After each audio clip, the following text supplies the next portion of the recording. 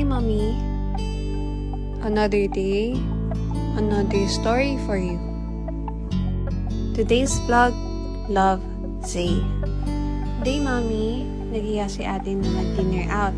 Ang sinuggest niya is sa Romeo's Restaurant Antipolo. Dahil daw, maganda yung view, overlooking, pati masarap yung pagkain.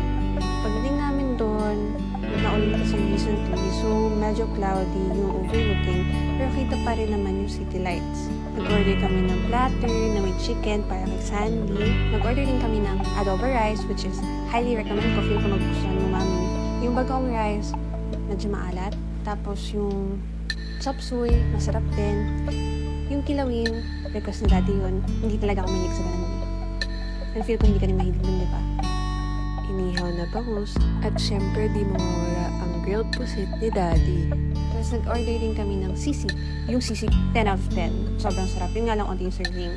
Tapos yung pinaka-iniintay namin lahat, lalong-lalo na si ate, yung latarat, crispy pata, which is hindi nabigay. Kaya fishy na lang binakita ko kasi natuwa si Sandy dyan. Habang tumitingin sa overlooking, nakita ko yung moon, Mami. Naalala ko na palagi mong binipicturean or pinipicturean yung moon dahil nagagandahan ka, na-appreciate mo yung itsura. Tapos minsan nga, pinapakita mo pa yun sa amin, sinasend mo sa group chat natin.